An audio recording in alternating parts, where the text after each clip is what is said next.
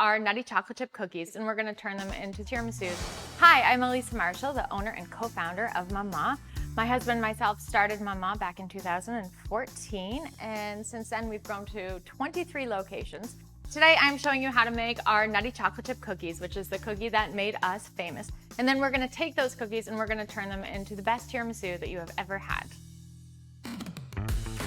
I'm gonna put my 11 ounces of dark chocolate wafers. So if you can't find wafers, which oftentimes they can be hard to find in store, you can definitely substitute these for chips. Just note that you won't get that ooey gooey chocolate that you traditionally do.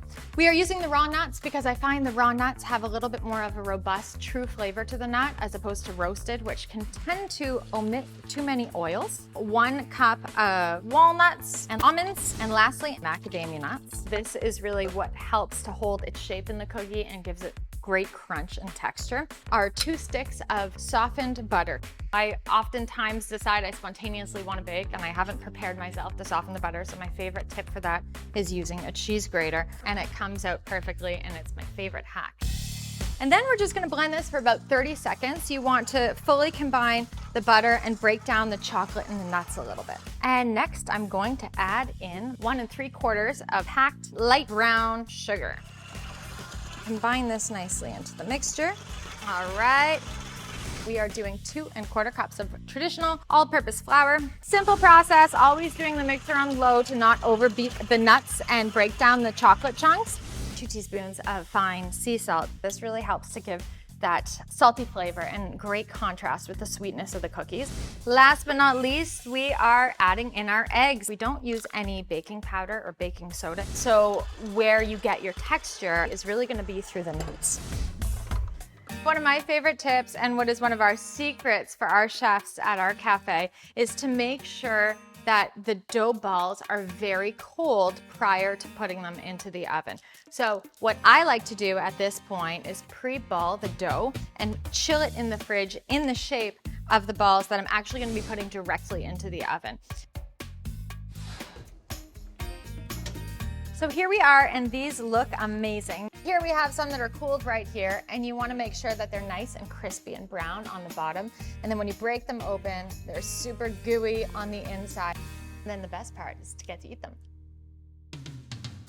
Today we're combining a whole bunch of my favorite ingredients, coffee, cookies, everything that Maman is known for into one delicious no-bake dessert. So this tiramisu is my absolute favorite recipe in our book. This recipe came to life in the peak of COVID. The world shut down. We had an abundance of cookie dough and cookies, and we're trying to figure out what to do with it.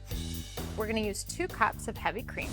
We will whisk this on high speed until it forms a really thick, heavy whipped cream texture. So one of my tips for the perfect whipped cream is to make sure that your heavy cream is really well chilled, because it'll help to get that great thick consistency. So now with a clean bowl, we're going to be making our mascarpone mixture. So this is a simple combination of mascarpone. We're going to be adding in some white granulated sugar and a touch of vanilla extract to add some flavor. And you're going to combine this on low until you no longer see the sugar. And then I'm gonna lightly fold it in with my whipped cream, trying to be careful in doing so because you don't want to deflate the whipped cream. You still want it to be a nice thick consistency. We are also using freshly brewed espresso. So it's important to keep this warm because it really helps to break up the cookies and soften them. As soon as you have a nice soft cookie, you're gonna wanna take the pieces, lightly press it down, our mascarpone and whipped cream mixture. I like to do even layers. Then I'm gonna take a sieve and add a little bit of my cocoa powder. And then we're gonna complete the process again. A little bit more of espresso powder if you desire. And lastly, my reserved cookie. I'm gonna do some nice big crumbles on the top. This is our perfect tiramisu. So good.